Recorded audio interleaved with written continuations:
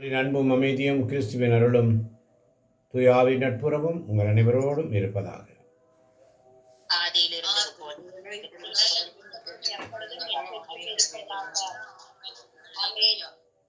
ஆயிரங்கள் பார்த்தாலும் கோடி ஜனம் இருந்தாலும் உம்மை விட அழகு இன்னும் கண்டுபிடிக்கலையே. ஆயிரங்கள் பார்த்தாலும் கோடி ஜனம் இருந்தாலும் உம்மை விட அழகு இன்னும் கண்டுபிடிக்கலையே. நான் உங்களை மறந்த போதும் நீங்க என்ன மறக்கமில்லை. நான் கீழே விழுந்தும் நீங்க என்ன விட்டு கொடுக்கலையே. அட மனுஷ மறந்தும் நீங்க என்ன தூக்க மறக்கலையே. உம்மை ஆராதிப்பேன் அழகே, என்னை மன்னிக்க வந்த அழகே. உம்மை பாட உம்மை புகழ ஒரு நாவு பத்தலையே. உம்மை ஆராதிப்பேன் அழகே, என்னை மன்னிக்க வந்த அழகே. உம்மை பாட உம்மை புகழ ஒரு நாவு பத்தலையே. ஆயிரங்கள் பார்த்தாலும் கோடி சனம் இருந்தாலும் உம்மை விட இயேசுவை போல் அழகு என்னும் கண்டுபிடிக்கலையே. இந்த எம்மாவு சீடருடைய ஒரு அனுபவம். சீடர்களுள் இருவர் எருசலேமிலிருந்து ஏறத்தாழ 11 கிலோமீட்டர் தொலைவில் உள்ள ஊருக்கு சென்று கொண்டிருந்தார்கள். எருசலேமிலிருந்து எம்மாவுக்கு போகின்ற வழி 11 கிலோமீட்டர் அவர்கள் நடந்து செல்கிறார்கள். அவர்கள் ஒருவரோடு ஒருவர் என்ன செய்திருந்தாங்க? உரையாடி சென்றார்கள். என்ன உரையாடி கொண்டும் வினவிக் கொண்டும் சென்றார்கள். இயேசு கிறிஸ்துவில் பிரியமான சகோதர சகோதரிகளே, நாமும் ஆண்டவருடைய வார்த்தைகளை ஒருவரோடு ஒருவர் உரையாடி ஒருவருக்கொருவர் விளக்கம் சொல்லி அதை புரிந்து கொள்வதில்தான் இறையாட்சியை பற்றி அறிந்து கொள்ள முடியும் அதிகமாக. இந்நிகழ்ச்சிகள் அனைத்தையும் குறித்து ஒருவரோடு ஒருவர் உரையாடி இயேசுடைய பாடுகள், அவருடைய உயிர்த்தெழுதல் வரை அவர்கள் உரையாடி கொண்டிருந்தார்கள். அப்போ தங்களுடைய நம்பிக்கை தகர்ந்து போயிடுச்சு. அவங்க என்ன செய்கிறாங்க? தங்கள் ஊரை நோக்கி செல்கின்றார்கள். 2 சீடர்கள், 12 சீடர்களில் அவருடைய சொந்த ஊர் தான் எம்மாவு. இவர்கள் எம்மாவு திருப்பயணிகள் என்று கூட அழைக்கப்படுகிறார்கள். ஆனால் 16ஆம் வசனம் சொல்லுகிறது, அவர் யார் என்று அறிந்து உணர முடியவில்லை. அல்லேலூயா. இயேசு யார் என்று 3 வருஷமா நம்மளோட அவர் ஊழியம் பண்ணி பாடுகள் பட்டு அனுபவித்து உயிர்த்தெழுந்தார். அந்த பெண்கள் எல்லாம் சொல்றத கூட கேட்டாங்க. அதெல்லாம் கரெக்டாக தான் இருக்கு. ஆனால் இங்கே இயேசு அவர்களோடு நடந்து வருகிறார். அவர்களால் அறிந்து உணர முடியவில்லை. இன்னைக்கு நம்மளும் அப்படிதான் ஆண்டவர் சபத்தில் இருக்கிறோம். ஆண்டவருடைய பிரசன்னத்தை, அவருடைய உடனிருப்பை நம்மால் உணர்ந்து கொள்ள முடிகிறதா? ஆண்டவருடைய சபத்திலே ஸ்தோத்திரப்பலி எடுக்கிறோம், ஜெபமாலை சொல்கிறோம், கர்த்தர் கற்பித்த ஜெபம் சொல்கிறோம், ஆவிக்குரிய பாடல்களை பாடுகிறோம். இப்போ ஆண்டவருடைய பிரசன்ஸ் நம்ம கூட இருக்கா? என் பக்கத்தில் இருக்கிறாரா இல்லையான்ற சந்தேகம் நம்ம ஒவ்வொருவருக்கும் வருகிறது. அந்த சூழ்நிலையில் தான் அறிந்து உணர முடியாதவாறு அவர்களுடைய கண்கள் மறைக்கப்பட்டிருந்தன. அல்லேலூயா. நம்முடைய கண்களும் அவ்வாறே மறைக்கப்பட்டிருக்கிறது. அல்லேலூயா. அல்லேலூயா. அதனால தான் இன்னைக்கு காலையில் இந்த அதிகாரத்தை நமக்கு தியானிக்க சற்று நேரம் குறைவாக இருந்ததினால் ஆவியானவர் அதை மீண்டும் இப்பொழுது தியானிக்க அழைக்கிறார். ஆமென். அறிந்து உணர முடியாதவாறு கண்கள் மறைக்கப்பட்டிருக்கிறது.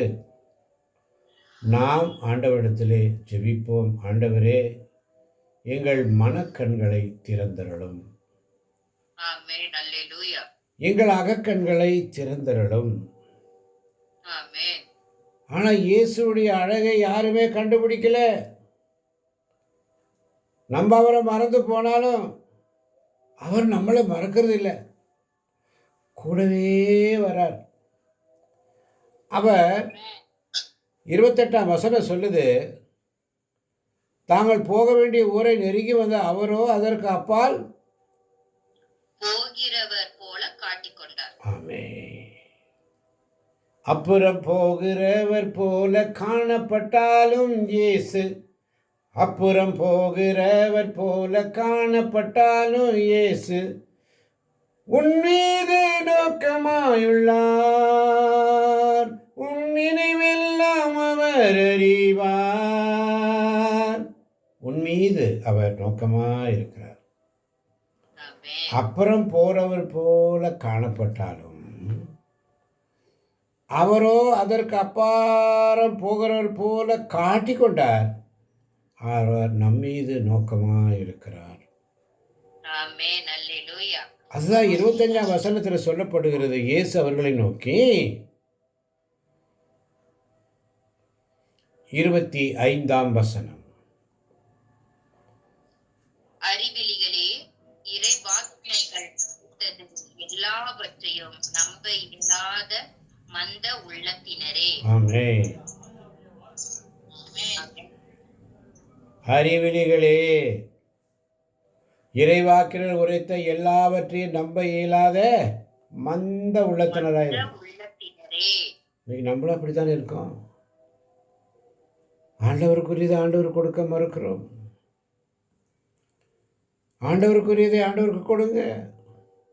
அப்புறம் போகிறவர் போல காணப்பட்டாலும் இயேசு, அப்புறம் போகிறவர் போல காணப்பட்டாலும் இயேசு உன் மீது நோக்கமாயுள்ளார், உன் நினைவெல்லாம் அவர் அறிவார். காண்கின்றவர், காக்கின்றவர், தோளின் மேல் சுமக்கின்றவர். காண்கின்றவர், காக்கின்றவர், தோளின் மேல் சுமக்கின்றவர். அப்புறம் போகிறவர் போல காணப்பட்டாலும் இயேசு, அப்புறம் போகிறவர் போல காணப்பட்டாலும் இயேசு உன் மீது நோக்கமா உள்ளார், உன் நினைவெல்லாம் அவர் அறிவார். நம்ம மீது ஏக்கமும் நோக்கமுமாய் இருக்கிறவர் தான் நம் இயேசு கிறிஸ்து. ஆமென். அவர் நம் மீது அக்கறை கொண்டுள்ளார். நம்ம உணராமலே இருக்கிறோம். அவருடைய பிரசன்னம் என் கூட இருக்குது, என் கூட இருக்கிறாரு, என்னோடு பேசுகிறாரு. என்னுடைய அமர்வதையும் நான் அமர்வதையும் நிற்பதையும் காண்புகிறார். ஒவ்வொரு இடத்துல எங்கே போனாலும் அங்கே இருக்கிறேன் என்று சங்கீதம் சொல்லுகிறது. அமர்வதையும் எழுவதையும் காண்கின்ற தேவன். ஆமென். இப்போ என்ன நடக்குது? வழிநடு அவருடைய உரையாடல் பாருங்கள், எப்படி ஜாலியாக பேசிட்டு வர்றார். இப்படி தான் இயேசு பேசுவார். அப்படியே ஒரு ஃப்ரெண்டுகிட்ட பேசுகிற மாதிரி பேசுகிறார். எப்படி பேசுகிறாரு? இப்படி அவர்கள் வினைவு கொண்டு இருந்தபோது இயேசு என்ன செய்கிறாரு? 15ஆம் வசனம், இயேசு நோக்கி, வழி நெடுகிலும் நீங்கள் ஒருவரோடு ஒருவர் பேசிக் கொண்டிருப்பது என்ன என்று கேட்டார். அதுக்கு முன்னாடி ஒரு காரியம் இருக்குது. 15ஆம் வசனத்தை விட்டுட்டீங்களே பிள்ளைகளா? 15ஆம் வசனம், அவர்கள் உரையாடி கொண்டும் வினவி கொண்டும் சென்றபோது இயேசு நெருங்கி வந்து அவர்களோடு நடந்து சென்றார். அதை விட்டுட்டீங்களே. அது இல்லை நம்மகிட்ட. அதுதான் நம்முடைய பிரசன்னம் இல்லை. அடுத்த வசனத்துக்கு நம்ம போகக்கூடாது. அது அந்த வசனத்தை நம்ம தியானிக்கணும். அருமையான தேவ பிள்ளைகளே, இயேசு நெருங்கி வருகிறார். ஆமென். நம்மளை நோக்கி நெருங்கி வருகிறார். நம்மளோடு நடக்க விரும்புகிறார். ஆமென். ஆனால் 16 வசனம், அவர் யார் என்று அணிந்து உணர முடியாதவாறு அவர்களுடைய கண்கள் மறைக்கப்பட்டிருந்தன. நம்முடைய கண்களும் மறைக்கப்பட்டிருக்கிறது. அல்லேலூயா. இவ்வளவு தேவ பிள்ளைங்க இன்னைக்கு ப்ரேயருக்கு வரணும். வர்றதுக்கு வாய்ப்பு இருந்தும் அவங்க வரல. அவருடைய சமூகத்தில், ஆண்டவர் சமூகத்தில் வர்றதுக்கு பிரியவில்லை. அந்த உணர்வு இல்லை. அந்த உணர்வோடு இருக்க அவர் விரும்புகிறார். ஆமென். அந்த உணர்வு உணர முடியாதவாறு அவருடைய கண்கள் மறைக்கப்பட்டிருப்பதால் தான் ஆண்டுடைய சமயத்தில் வர்றதுக்கு நம்ம தாமதிக்கிறோம். அதனால தான் சீடர்களை அனுப்பும்போது சொல்றாரு, உங்களை ஓநாய்களிடையே அனுப்புகிறேன். சில ஓநாய்களிடையே உங்களை அனுப்புகிறேன். ஜாக்கிரதையாயிருங்க, அல்லேலூயா. ஜாக்கிரதையாயிருங்க. இந்த வசனம் அந்த சாப்டர் எடுத்தோம்னா அதுக்கு நேரம் பத்தாது. இப்போ இயேசு அவர்களை நோக்கி மறுபடியும் கேட்குறாரு, வழிநெடுகிலும் நீங்கள் ஒருவரோடு ஒருவர் பேசிக்கொண்டிருப்பது என்ன? பேசிக்கொண்டிருப்பது என்ன? என்ன பேசிக்கொண்டிருக்கிறீர்கள் என்று இயேசு வினவுகிறார். அவருடைய அந்த அப்ரோச், எப்படி ஒரு மனுஷங்கிட்ட எப்படி அவர் அப்ரோச் பண்ணுறாரு பாருங்க. எடுத்ததும் கேட்கல, மெதுவா மெதுவா. 11 கிலோமீட்டர் நடந்திருக்கிறாங்க. அல்லேலூயா. அல்லேலூயா. ஒரு கிலோமீட்டர் அவங்க டிஸ்டன்ஸ். அப்போ 11 கிலோமீட்டர் நடக்கணும்னா எத்தனை மணி நேரம், எவ்வளவு மணி நேரம் உரையாடி கொண்டிருப்பார்கள்? அதுதான் நமக்கு சிந்தனை. 11 கிலோமீட்டர் நடக்க வேண்டும் என்று சொன்னால் கால்நடைய போகணும்னா ஒரு நாள் பூரா நடந்திருப்பாங்க. அல்லேலூயா. அல்லேலூயா. அதனால தான் 29ஆம் வசனத்தில் பாருங்க, அவர்கள் அவரிடம் எங்களோடு ஏனெனில் மாலை நேரம் ஆயிற்று, பொழுதும் போயிற்று என்று கூறி கட்டாயப்படுத்தி அவரை இணங்க வைத்தார்கள். அவர் அங்கு தங்குமாறு அவர்களோடு சென்றார். ஆமென். அல்லேலூயா. பாருங்க, இயேசுவோடு அவர்கள் நடந்து வருகிறார்கள். ஒருவரோடு ஒருவர் இயேசுவை குறித்து உரையாடி கொண்டு வருகிறார்கள். இயேசு நெருங்கி வந்து அவர்களோடு நடந்து செல்கிறார். அறிந்து உணர முடியாதவாறு அவருடைய கண்கள் மறைக்கப்பட்டிருக்கிறது. ஆனாலும் இயேசு அவர்களிடத்தில் மீண்டும் பேசுகிறார். நீங்கள் ஒருவரோடு ஒருவர் பேசிக்கொண்டிருப்பது என்ன என்று சொல்லி. ஒருவர் பேசிக்கொண்டிருப்பது என்ன? ஒவ்வொரு நாளும் ஸ்தோத்திரம் பண்ணிடுகிறீங்க, என்ன பேசுகிறீங்க, என்ன சுதிக்கிறீங்க, ஏன் சுதிக்கிறீங்க? உங்கள் உள்ளத்தை தொட்ட வார்த்தை என்ன? நீங்கள் என்ன சுதிச்சீங்க, என்ன ஜெபிச்சீங்க, என்ன சொல்கிறீங்க? ஆண்டவர் அவங்கள கேட்ட மாதிரி நீங்கள் நம்மளையும் சிந்தனைக்கு கொடுக்கிறார். என்ன பேசிக்கொண்டிருக்கிறீர்கள்? அவங்க எப்படி நிற்கிறாங்க? முகவாட்டத்தோடு நிற்கிறார்கள். முகவாட்டத்தோடு நிற்கிறார்கள். அப்போ அவர்களுள் கிளியோப்பா என்னும் பேர் 2 பேர் போகிறாங்க. அதில் ஒருத்தர் பேர் கிளியோப்பா. அல்லேலூயா. அல்லேலூயா. அப்போ அந்த கிளியோப்பா என்னும் பெயரோட ஒருவர் அவர்கள் சொல்கிறாரு, எருசலேமில் தங்கியிருப்பவர்கள் உமக்கு மட்டும்தான் இந்த நிகழ்வு தெரியாதவை. இது தெரியாதா உங்களுக்கு? உங்களுக்கு மட்டும்தான் தெரியாமல் இருக்கா கேட்குறாங்க. இயேசு பாருங்க, ஒன்றும் தெரியாத மாதிரி கேட்குறாரு. என்ன நிகழ்ந்தது என்று கேட்டார். என்ன நிகழ்ந்தது என்று கேட்கிறார். அவர்கள் அவரிடம் இப்போ உரையாடல் ஆரம்பிச்சாச்சு. இயேசுவை பற்றி தான் பேசிட்டு வராங்க. இயேசுவை பற்றி தான் பேசிட்டு வரோன்னு சொல்லி அவங்களுக்கு அந்த ஞானம் இல்லை. கூட வரவர் இயேசு தானே அவங்க புரிஞ்சிக்கல. இயேசு அவங்க கூட வராருன்றதை அவங்க புரிஞ்சிக்கல. கண்கள் மறைக்கப்பட்டிருந்தார். அப்போ நாசரேத் இயேசுவை பற்றி தான் பேசுகிறோம். அவர் எப்படிப்பட்டவர் என்பதை இங்கே சொல்லப்பட்டிருக்கிறது. அவர்கள் அவரிடம் நாசரேத்து இயேசுவை பற்றி தான் பேசுகிறோம். அவர் கடவுளுக்கும் மக்கள் எல்லோருக்கும் முன்பாக சொல்லிலும் செயலிலும் வல்ல இறைவாக்கினராக திகழ்ந்தார் என்று அறிக்கையிடுகிறார். அல்லேலூயா. ஆமென். அல்லேலூயா. இந்த சப்ஜெக்ட் ரொம்ப ஆழமான சப்ஜெக்ட். சொல்லிலும் செயலிலும் வல்ல இறைவாக்கினராக திகழ்ந்தார் என்று இயேசுவை பற்றி இயேசுகிட்டே சொல்றாங்க. இன்னைக்கு நம்மளும் அப்படிதான் சொல்றோம். அதனால தான் ஸ்தோத்திர பலி. சொல்லிலும் செயலிலும் ஆயிரங்கள் பார்த்தாலும் கோடி ஜனம் இருந்தாலும் உம்மை விட அழகு இன்னும் கண்டுபிடிக்கலையே. நான் உங்களை மறந்த போதும் நீங்க என்ன மறக்கவில்லை. அப்படித்தானே இருக்கிறோம். நாங்கள் உன்னை மறந்தாலும் ஆண்டவரே, நீங்க எங்களை மறக்கதில்லைப்பா என்று சொல்லி அவர்கள் உரையாடி கொண்டு மறுபடியும் கேட்கிறார். மெதுவாக பாயிண்ட் விடுறாரு. என்ன பேசுனீங்க? உடனே அவருடைய எதிர்பார்ப்பு. அவங்க என்ன எதிர்பார்ப்பு? இஸ்ரேலை மீட்கப் போகிறார் என்று நாங்கள் எதிர்பார்த்திருந்தோம். அவங்க நினச்சாங்க நல்லா எல்லாமே நடக்கும், அற்புதங்கள் நடக்குது, அதிசயங்கள் நடக்குது, எல்லாம் நடக்குது, நமக்கெல்லாம் நல்ல மீட்பர் வந்து விட்டால் அந்த மீட்பு இந்த உலகம் முடிகிற வரைக்கும் நம்ம கூடவே இருப்பார் என்று சொல்லி அவங்க ஆசைப்பட்டாங்க. ஆனால் நடந்தது என்ன? தலைமை குருக்களும் ஆட்சியாளர்களும் அவருக்கு மரண தண்டனை விதித்து சிலுவையில் அறைந்தார்கள். மரணதண்டனை விதித்து சிலுவையில் அறைந்தார்கள். ஆனால் அவங்களுடைய எதிர்பார்ப்பு இன்னைக்கு நம்முடைய எதிர்பார்ப்பு அப்படித்தான். ஆண்டவருடைய சமூகத்தில் எனக்கு அற்புதம் நடக்காதா? ஏதாவது ஒன்று நடக்காதா? என் வாழ்க்கையில் ஏதாவது ஒன்று நடக்காதா?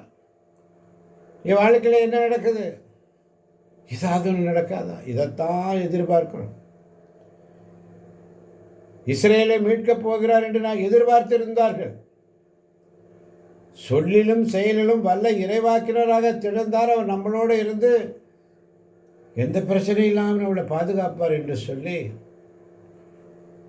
அவர்கள் நம்பியிருந்தார்கள். ஆனால் நடந்தது என்ன? அதனால தான் சொல்றாங்க, இவையெல்லாம் நிகழ்ந்து இன்றோடு 3 நாட்கள் ஆகின்றன. அந்த 3 நாள் எப்படி? இயேசுவை கொல்லப்பட்டு 3 நாள் கல்லறையில் அடக்கம் செய்து அந்த 3 நாள். அல்லேலூயா. அப்போ இந்த நிகழ்ச்சிக்கு அடுத்த பிற்பாடு அவர் அப்படியே வரார். 3 நாள் ஆயிடுச்சு. இயேசு உயிர் தெழுந்துட்டார். அதை குறித்து தான் எங்களை சேர்ந்த பெண்களும் சிலர் எங்களை மலைப்புக்குள்ளாக்கினர். அவர்கள் விடியற்காலை கல்லறைக்கு சென்றார்கள். அவருடைய உடலை காணாத திரும்பி வந்து வானதூதர்களை கண்டதாகவும் இயேசு உயிரோடு இருக்கிறார் என்று அவர்கள் கூறியதாகவும் சொன்னாங்க. எங்களோடு இருந்தவர்களும் சிலரும் கல்லறைக்கு சென்று அப்பெண்கள் சொன்னவாறு இருக்க கண்டார். ஆனால் அவர்கள் இயேசுவை காணவில்லை. இப்போதான் இயேசு சொல்றாரு, அறிவிலிகளே, இறைவாக்கினர் உரைத்த எல்லாவற்றிலும் நம்ப இயலாத மந்த உள்ளத்தினரே என்று சொல்லி இயேசு பாருங்க எப்படி சுருக்குன்னு கொடுக்குறாரு. எடுத்தது என்ன சொல்றாரு? அறிவிலிகளே, இறைவாக்கினர் உரைத்த எல்லாவற்றையும் நம்ப இயலாத மந்த உள்ளத்தினரே. இப்போ இயேசுடைய டீலிங் பாருங்கள் எப்படின்னு. மெதுவாக கூடவே வராரு. இயேசுவை பற்றி பேசுகிறாங்க, இயேசுவை பற்றியே சிந்திக்கிறாங்க, இயேசுவை பற்றி எல்லாம் டைலாக் போகுது. என்ன பேசி கொண்டிருந்தீர்கள்? என்ன பேசி கொண்டிருந்தீர்கள்? எல்லாத்தையும் காதில் வாங்குறார். ஆண்டவர் சமயத்தில் நம்ம உட்காந்து ஜெபிக்கும் பொழுது நம்ம என்ன செய்கிறோம், ஏது செய்கிறோம், எப்படி ஜெபிக்கிறோம், எப்படி பாடுறோம், எப்படி சுதிக்கிறோம், நம்முடைய உள்ள நிலை என்ன, மனநிலை என்ன, அனைத்தையும் அவர் அறிகிறார். இதயங்களை உள்ளங்களை தூய ஆவியானவர் துருவி அறிகிறார். ஆமென். ஆமென். ஆமென். அதனால தான் சொல்கிறாரு, மெசியா தன் மாட்சி அடைவதற்கு முன் இத்துன்பங்களை பட வேண்டும் என்று பலமுறை சொல்லியிருந்தாரே என்று சொல்லி இப்போ அவர் என்ன பண்ணுறாரு, மோசே முதல் இறைவாக்கினர் வரை அனைவரின் நூல்களையும் தம்மை குறித்து எழுதப்பட்ட யாவற்றையும் அவர்களுக்கு விளக்கினார். ஆமென். ஆமென். எப்படி விளக்கியிருப்பாரு? ஏசையா 50:52. வேகமாய் ஏசையா 50:52.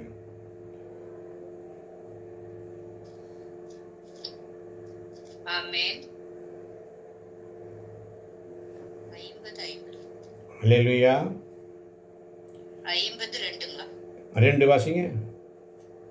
நான் வந்தபோது ஒருவனும் இல்லாம போனதேன். ம். நான் அழைத்த போது பதில் தர எவனும் இல்லாததேன். உங்களை மீட்க இயலாதவாறு என் கை சிறுத்து விட்டதோ, விடுவிக்க கூடாதவாறு என் ஆற்றல் குன்றிவிட்டதோ. ம். இதோ என் கடித்துறையால் கடல்தனை வற்ற செய்கிறேன், ஆறுகளை பாளையாக்குகிறேன். அவற்றின் மீன்கள் நீரின்றி நாறுகின்றன, தாகத்தால் சாகின்றன. ஆமென். ஆமென். ஆமென். ஆமென். நான் வந்தபோது ஒருவனும் இல்லாமற் போனதேன். நான் அழைத்த போது பதில் தர எவனும் இல்லாததேன். இயேசு என்ன செய்கிறாங்க? போய் உங்களுக்கு அமைதி உரித்தாக என்று அவர்களை வாழ்த்தினார். அவங்கெல்லாம் என்ன செய்கிறாங்க? அவர்களை பார்த்து 37 வசனம், அவர்கள் திகிலுற்று அச்சம் நிறைந்தவர்களாய் ஒரு ஆவியை காண்பதாய் நினைத்தார்கள். அதற்கு அவர், நீங்கள் ஏன் கலங்குகிறீர்கள்? ஏன் இவ்வாறு உங்கள் உள்ளத்தில் ஐயம் கொள்கிறீர்கள் என்று சொல்லுகிறார். அதான் இங்கே ஏசாயால் அழகாக சொல்லப்பட்டிருக்கிறது. இந்த 50, 51 அதிகாரங்கள் ரெண்டையும் நீங்கள் பார்த்தீங்கன்னா அதை குறித்து தான் இருக்கும். ஆமென். ஆமென். ஆமென். நான் வந்தபோது ஒருவனும் இல்லாமற் போனதேன். நான் அழைத்த பொழுது பதில் தர எவனும் இல்லாததேன். உங்களை மீட்க இயலாதவர் என் கை சிறுத்து விட்டதோ, விடுவிக்க கூடாதவாறு என் ஆற்றல் குன்றிவிட்டதோ. இதோ என் கடிந்துரையால் கடல்தனை வற்ற செய்கிறேன், ஆறுகளை பாளையாக்குகிறேன். அவற்றின் மீண்டும் நீரின்றி நாறுகின்றன, தாகத்தால் சாகின்றன. அதனால தான் ஆண்டவர் ஊழியருடைய ஒப்படைப்பில் கொடுக்கும் பொழுது ஏசாயா 50:4 சொல்லுவார், நலிந்தவனை நல்வாக்கால் ஊக்குவிக்கும் அறிவை நான் பெற்றிட, ஆண்டவராகிய என் தலைவர் தோணினாவை அர்ப்பணித்துள்ளார். காலைதோறும் அவர் என்னை கட்டி எழுப்புகின்றார். கற்போர் கேட்பது போல் நானும் செய்கின்றார். ஆமென். இன்னைக்கு அங்கே அந்த எம்மாவு ஸ்டூடெண்ட் அப்படி தான் பேசுகிறார். கற்றோர் கேட்பது போல அவர்களுக்கு சொல்லிக் கொடுக்கிறாரு. ஆமென். அல்லேலூயா. மோசே முதல் இறைவாக்கினர்களை கற்றோர் கேட்பது போல ஒன்னொன்னா சொல்றாரு. ஆமென். அப்போ 11 கிலோமீட்டர் போகிறது, காலை முதல் மாலை வரை இயேசுவை குறித்து அவர்கள் பேசிக்கொண்டே போகிறாங்க. இயேசுவும் அவரோடு பேசிக்கொண்டே போகிறார். மாலை வேலையானது இயேசு அப்படியே அந்த பக்கம் போகிற மாதிரி பார்க்குறாரு. என்னை யாராவது கூப்பிடுறாங்களா இல்லையான்னு சொல்லி அவர் யோசனை பண்ணியிருப்பார். ஆனால் அவர்களை அழைத்தார்கள். அல்லேலூயா. அல்லேலூயா. அவங்க என்ன பண்ணாங்க? கட்டாயப்படுத்தி அவரை இணங்க வைத்தார்கள். இயேசுவே எனக்கு என்று யாருமில்லை, இயேசுவே எனக்கு என்று யாருமே இல்லை, உம்மை நம்பியே நானும் வாழ்கிறேன், உம்மை தேடியே நானும் அலைகிறேன், வாரு இயேசுவே என்ன பாரு இயேசுவே, கையை பிடிச்சிட்டு என்ன நடத்து இயேசுமே. கையை பிடிச்சிட்டு நீங்கள் நடத்துங்கப்பா. கண்கள் மறைக்கப்பட்டிருந்ததப்பா. நாங்கள் முகவாட்டத்தோடு நிற்கிறோம் ஆண்டவரே. நீர் யார் என்பதை அறியாமலே இருக்கிறோம் அப்பா.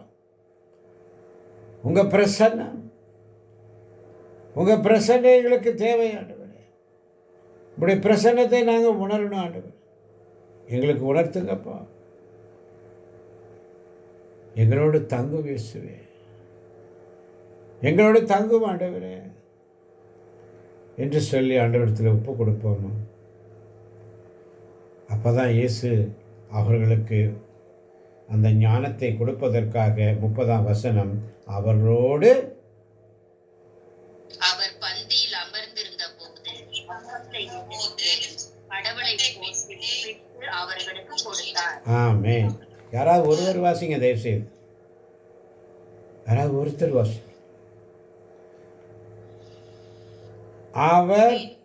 அவர்களோடு அவர் பந்தியில் அமர்ந்திருந்த போது அப்பத்தை எடுத்து கடவுளை போற்றி பிட்டு அவர்களுக்கு கொடுத்தார். அல்லேலூயா. அப்போது அவர்கள் கண்கள் திறந்தன. அப்பம் பிடுதல். அதனால தான் திருத்தூதர் பணிகள் 4:32 மிக அழகாக சொல்ல. எடுத்தவங்க வாசிக்க பார்க்கலாம். திருத்தூதர் பணிகள் 4:32.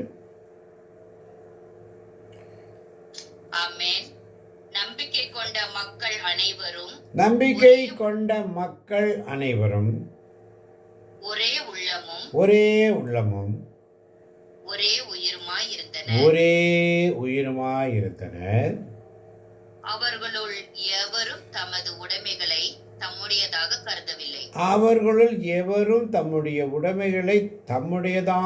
கருதவில்லை. எல்லாம் அவர்களுக்கு பொதுவாய் இருந்தது. ஆமென். அப்படியே தொடர்ந்து வாசிங்க. திருத்தூதர் அனைவரும் ஆண்டவர் இயேசு உயிர்த்தெழுந்தார் என மிகுந்த வல்லமையோடு சான்று பகிர்ந்து வந்தனர். ஆமென். திருத்தூதர்கள் அனைவரும் ஆண்டவர் இயேசு உயிர்த்தெழுந்தார் என்று வல்லமையோடு சான்று பகர செய்தார். அவருடைய அறிவு கண்கள் திறந்த பொழுது அவர்கள் வல்லமையோடு சான்று பகர அவர்களுக்கு அந்த ஞானம் வருகிறது. அல்லேலூயா. இங்கே சீடர்களுக்கு வரல, ரிட்டர்ன் போகிறாங்க எருசலேமிலிருந்து எம்மாவுக்கு. அறிவு கண்களை திறக்கிறார். தூயாவி உங்களிடம் வரும் பொழுது நீங்கள் கடவுளுடைய வல்லமை பெற்று உலகெங்கும் படைப்பிற்கெல்லாம் சாட்சிகளாக இருக்க வேண்டும் என்று திருத்தூதர் பணிகள் 1:8 வாசிக்கிறோம் அன்பானவர்களே. அதே இங்கே தான் அப்பம் பிடுதல். இந்த இறைவார்த்தை பகிர்வு, இறைவார்த்தை ஒருவருக்கொருவர் பகிரும் பொழுது நம்முடைய கண்கள் திறக்கப்படும். அவர்களும் அவரை அடையாளம் கண்டு கொண்டார்கள்.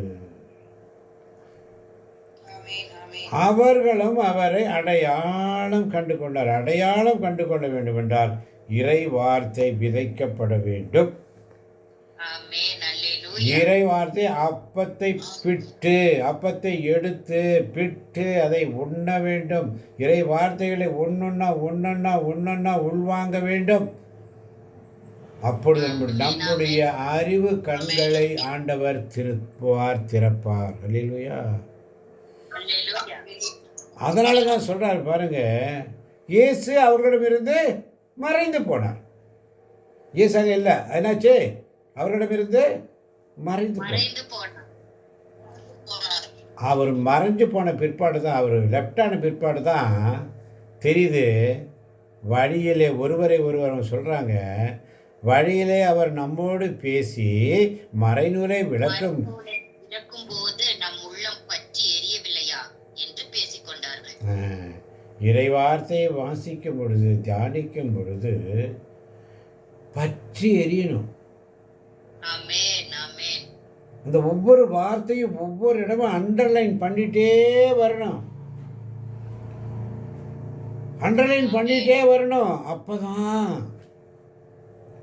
இப்பதான் உங்களுக்கு அந்த இடத்துல ஒரு பிடிப்பு வருது.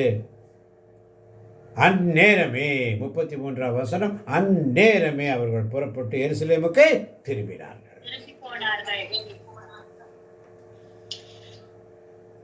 அங்கே 11 அவர்களோடு இருந்தவர்கள் குழுமி இருக்க கண்டார். இப்ப எல்லா சீடர்களையும் ஒருமனப்பட்டு அங்கே ஜெபிக்க ஆரம்பிக்கிறாங்க. அல்லேலூயா. இப்ப அவருடைய மனக்கண்கள் திறந்த பிற்பாடு நடக்கிற அற்புதம் என்ன? 34 வசனம், அங்கிருந்தவர்கள் ஆண்டவர் உண்மையாகவே உயிருடன் எழுப்பப்பட்டார் என்று விசுவசித்தார்கள் என்று அந்த விசுவாசம் அவர்களுக்கு வந்தது. அவர்கள் வழியில் நிகழ்ந்தவற்றையும் அவர் அப்பத்தை பிட்டு கொடுக்கும்போது, நல்லா புரிஞ்சுக்கோங்க, அப்பத்தை பிட்டு கொடுக்கும்போது, முதல்ல அங்கே புரிஞ்சுக்கோங்க, அடுத்ததுக்கு ஓடாதீங்க. அப்பத்தை பிட்டு கொடுக்கும் பொழுது, அப்பத்தை பிடுதல், அவனுடைய சமூகத்தில் வார்த்தைகளை பிரித்து பிரித்து பிரித்து பிரித்து தியானிக்கணும் அன்பார்ந்தவர்களே.